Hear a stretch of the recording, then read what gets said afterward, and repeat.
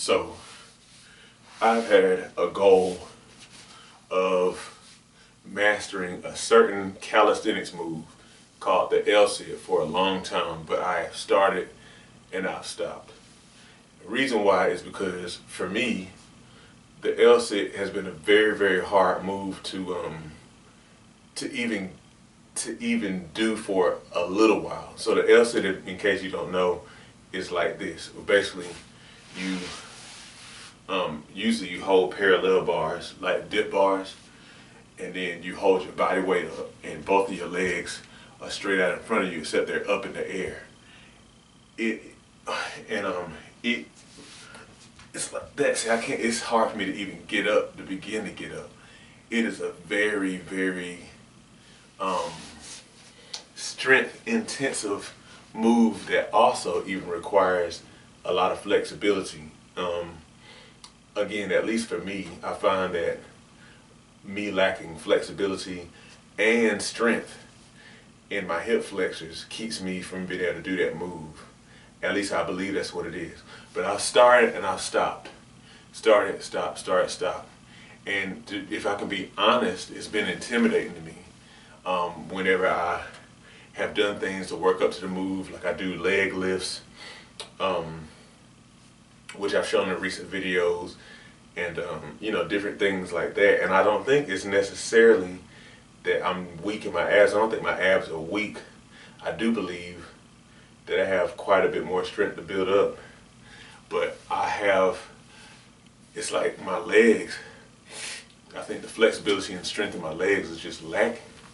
And so it's been intimidating. And so I've stopped and just kind of put it on the shelf for a while, but here recently I've kind of picked it back up. That's part of the reason that whenever you see me doing these stretches, I do this particular stretch right here, the butterfly stretch,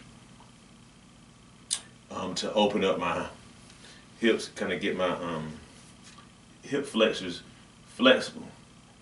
So this is why. But the reason why I'm talking about that here is kind of to be transparent, because I think that the way it is for me with the L-sit and how it's been for me with other fitness goals that I've had over the years, I think that's how it is for a lot of people who are, trying to get fit, but you set a goal and then, you kind of get into it and it's like, ooh, this actually is a whole lot harder than I thought it would be. It feels very, very hard. Like maybe you set a goal to run a marathon, or, I don't know, even a 5K, or you set a goal to lose, some significant amount of weight, or you set a goal, maybe some sort of eating goal. Maybe you're somebody who has a hard time eating vegetables and you set a goal to get in a certain quota every day of vegetables, But then you kind of get into it and it's like, oh, well, I don't know about that. But what I know from being in that situation and then actually eventually succeeding, like for example, when I started to be able to do chin-ups and pull-ups and do them well, where I can do like 20 easily now for several sets. What I know is that a big ingredient for that is that you really just have to kind of keep on showing up. That, and then you always have to like kind of build on whatever progress you can get. So like for example, when I was doing, and I tell this story a lot, when I was, building up my chin-ups and pull-ups. I say both because I was, they're kind of almost the same move. But anyway, when I was building those up,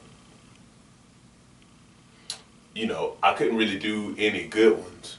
I mean, I could get like maybe 2, but there were some raggedy ones. They were ultra raggedy.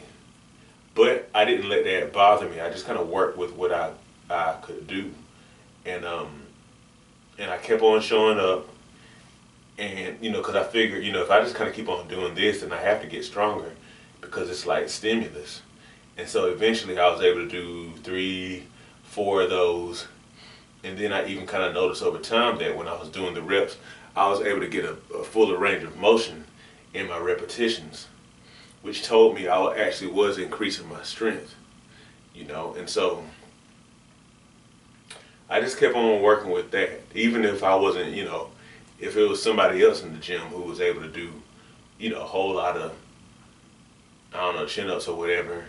You know, I couldn't let that bother me. You know, if I wasn't able to do as many as they were, I just had to work with what I had. You know, it's one of those situations where you set a goal and then you kind of got to really zero yourself into your own traffic lane, so to speak. And so I just did that, and I kept on really working with what I was able to do. Kept on showing up, kept on working with what I was able to do. And like, eventually I just kind of turned around with the passage of time and with me being consistent and keeping focus on my goal. I was able to build, you know, very significant strength. I was eventually able to do, you know, I remember my top number of chin-ups,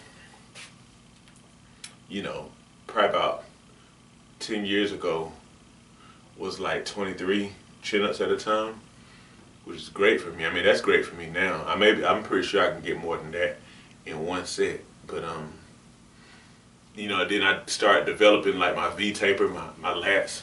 I started getting the V here and some back development, a little bit more bicep development. But I kept on I just had to keep on showing up. In other words, being consistent. And then I had to kind of like just keep on building on whatever progress I made, you know, no matter how small. I just kind of had to keep on going. And so I know that for me to accomplish the L set, I have to just keep on showing up. I got to keep on doing these stretches here. Keep on doing these stretches here, not letting, you know, however little progress I get, you know, dissuade me any. Because even, you know, it's you know, honestly, it's kind of discouraging sometimes. Like even this here, I'm more flexible, but it's still something about this sit and reach.